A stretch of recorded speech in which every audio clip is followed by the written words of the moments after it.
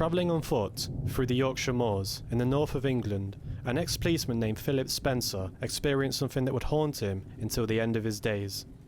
His account remains unchanged since the event first took place in 1987. The photograph he captured, claimed to be that of an alien entity, made international headlines across the news. We explore the account of the Ilkley Moor alien, which is still regarded as one of the most strongest pieces of photographic evidences of extraterrestrial beings visiting Earth.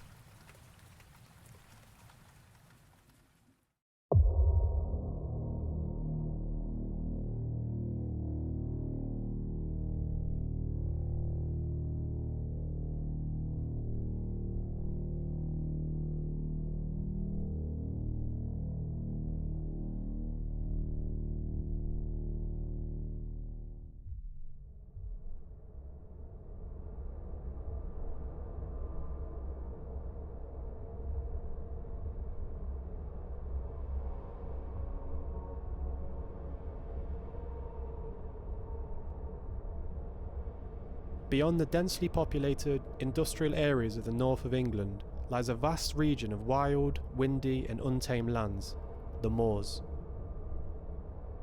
Due to the very nature of this barren, rugged landscape, they are often represented as a character in their own right. We see this across literature, such as Wuthering Heights, and many movies, such as American Werewolf in London, embodying the traits of being barren, unforgiving and cruel. Stay on the road. Keep clear of the moors. Ilkley Moor has a strong reputation for its ancient and mysterious past that stretches back long before the Romans first marched through, almost 2,000 years ago. Relics of this long-forgotten, bygone era are left behind in the form of strange boulders and carved stones, named the Swastika Stone and the 12 Apostles Stone Circle, that can be found scattered through the windswept peaks. Many other local folktales are still regularly being told of strange happenings and unusual sightings. In the country of England, the moors are the closest thing that can be compared to the vast deserts of North America, the stereotypical UFO hotspots in their own right. It's no surprise that there are countless other reports of bizarre lights and objects in the sky, sightings of strange shapes, all pointing to an unnerving amount of extraterrestrial activity taking place. In this video, we explore the most famous account, which is one of Britain's most well-known, documented, alleged accounts of extraterrestrial visits that takes place in this very setting. The Ilkley Moor alien.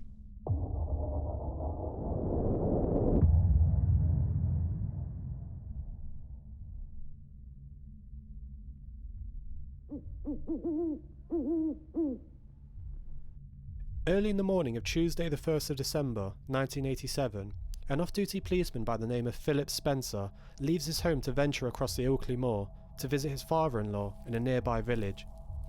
Phillip was a keen photographer who took this route many times, catching pictures of the rising sun and the local wildlife while encapsulating the backdrop of the damp early morning mists. Cutting directly through the moors was a quicker way to reach his destination to the neighbouring village, avoiding the winding country lanes that went around the moors rather than directly through it.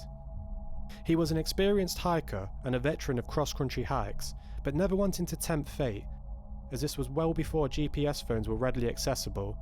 He always carried his compass with him, acting as a failsafe to successfully and safely navigate his route home. This was in the event that should the fickle weather of the December moors, lurking down from the north in the form of thick fogs and heavy winds, act to block his visuals and throw him off course. Marching through the thick blades of long grass and soggy ground, he became aware the sun had already risen around him and dawn had broken quickly, which confused him, as he didn't register the slow change of the light and the brightness around him. It was at this moment Spencer stopped in awe, as he spotted a small green figure moving in the distance, roughly 50 metres away from where he stood. At first, he figured it could be a child in a costume or a roaming animal, until after observing it properly, he realised this was like nothing he had ever laid his eyes upon. He described the creature across from him as approximately 4 foot tall, with greenish-grey skin, large hands, and feet with only 2 extended toes. The figure went on to raise its hand at Spencer, either in a welcoming acknowledgement or a warning not to approach it. Through his utter disbelief and shock, he grabbed for his camera and snapped the picture. This would become the very photograph that would excite UFO investigators and enthusiasts for decades to come. The alien turned and hurried over the ridge. Spencer followed in anticipation, perhaps his trained police instincts kicking in to investigate this further. As he climbed up the ridge, he began to hear an electronic humming noise which rose in volume. Once atop, he described seeing a saucer-shaped craft below, with a large dome on top suddenly take off and slowly fading amidst the horizon, disappearing into the sky completely at an accelerated speed, much like that of a fighter jet. He has this happen so quickly, at a surreal speed he didn't have any time to snap a picture of the craft as it shot away into the clouds above him. With a now looming feeling of fear and isolation engulfing Spencer, the strange noise of the craft had faded away, and the familiar sound of silence lurked back in surrounding him. Philip decided to move off from this spot and return to the destination and civilization. The account became even stranger when he checked his compass to make sure he was heading in the right direction after the experience, which led him on the detour. It was at this moment he uncovered that the needle on the compass was pointing south as he faced north, which he assumed was broken. Following his own bearings and putting away the compass, he finally reached the village, in which he was dumbfounded to see the local village clock strike 10 AM. This explained the visible lighter conditions compared to the early morning 7 AM dawn light, which he remembers when he originally set off. The journey should have only took under an hour to complete, which means he couldn't account for a total of 3 missing hours. After rushing to get the pictures developed from his camera so he could figure out what he just experienced and assure himself this wasn't some sort of hallucination of any kind. Once the photos were returned, printed and processed, he saw the creature again, and it struck him. He needed answers and help.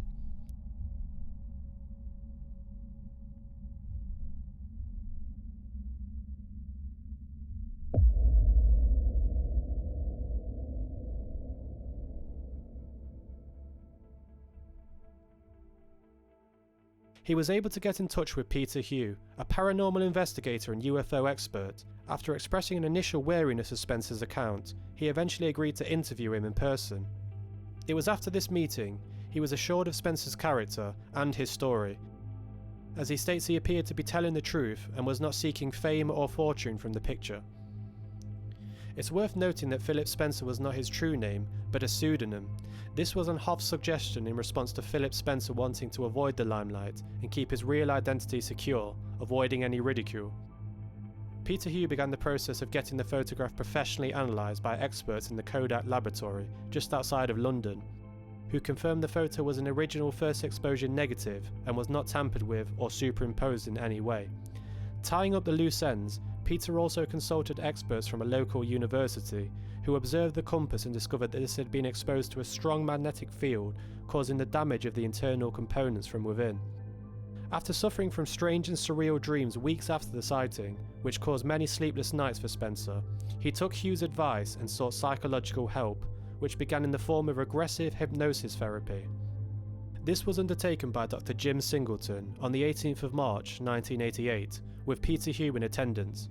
He relived the original sighting under hypnosis, meeting again the 4-foot entity with long arms, short legs, and describing his eyes as deep and black. Under the watchful guide of Dr. Jim Singleton, they explored his own subconscious memories, which took him back atop the windy peaks once again. He recalls being stuck and could not move as the creature approached him.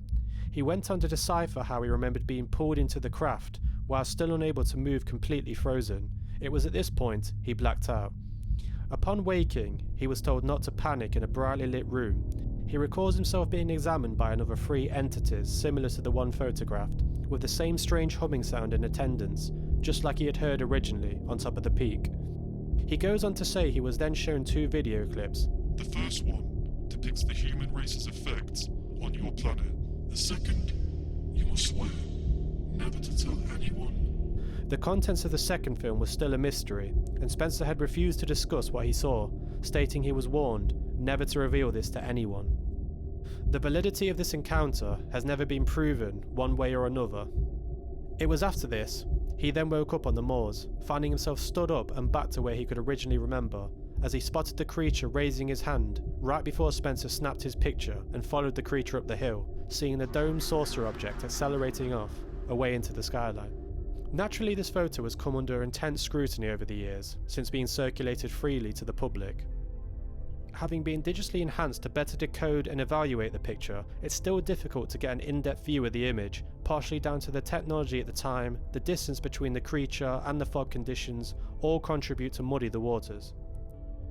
One such expert was Dr. Bruce Maccabee, an optimal physicist serving in the United States Navy, who concluded after analysing the image it had not been superimposed or tampered with, but after reversing the light he adds he cannot make a definitive outcome on the subject due to the shutter speed of the camera and low light conditions of the photo. Other experts weighed in and added it bore no resemblance to any local wildlife that could have been mistaken from a strange angle. They also visited the exact same spot the event took place and confirmed there was no bushes, rocks or fauna that could have caused an optical illusion in the photo. It's important to add that Philip gave away these pictures for free and did not try to sell them, waiving his rights and ownership of the photo completely. People also share that since Spencer was a policeman and therefore an expert witness, has added credibility to the incident. Due to the grainy quality of the photo, it's impossible to truly decipher this image. The photo is still regarded by researchers as a piece of evidence that cannot be debunked, but on the other hand, cannot be fully proven to be authentic. One worthy point of note is that Phillip Spencer never changed or altered his story, as it's remained consistent over the decades. Mr. Nigel Mortimer, a local guide and heritage warden, claims he'd heard many sightings of unusual and unexplainable things taking place atop the Ilkley Moors. He shared with the press that there were things taking place that he could not explain. He recounts another story of a pair of walkers crossing 100 yards nearby where the incident took place. They reported to the police seeing many flashes of light through the sky, describing them as huge balls of light. Following a Freedom of Information request to the RAF, the Royal Air Force, Lancashire was named as one of the top 3 places in the UK for UFO spottings early this year, generating many sightings of unexplainable aircraft and various lights within the sky, just as the American Department of Defense now releases their unclassified experiences with these UFOs, or as they're now referred to as UAPs, Unidentified Aircraft Phenomenon.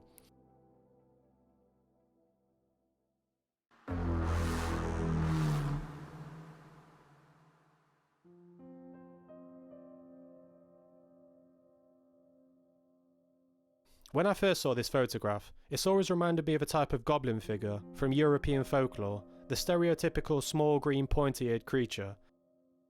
Could most of the creatures that appear in myths, fairy tales and legends just be an ancient and medieval interpretation of this very type of alien entity that has been visiting Earth for many centuries?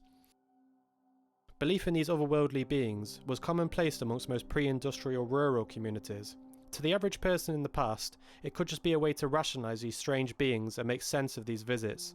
If we look out on our collective human history, from the jungles of Africa to the mountains of Japan, we often find similar creatures in folklore and native legends that appear through these different communities. To a more shrewd observer, this could just be down to an active mind that likes to play tricks on us in the dark, making us believe we see things that simply aren't there. There are also many tales of similar time lapses that Spencer claims he'd experienced, and historical accounts of people vanishing for months and even years, only to return confessing this had just been a few minutes as passed, often being blamed on being taken away by the fairies. All we can really say is if you find yourself on the moors alone, keep an eye out over the horizon and have your camera at the ready. Let me know in the comments if you think this picture is authentic and if Phillip Spencer's account is true or a hoax. Thanks for watching. Please like and share if you enjoyed this video, as this will help immensely, and don't forget to subscribe, as this will really help the channel grow, and you also won't miss out on any future videos I have planned. This is Blue Moon, Mysteries Explained.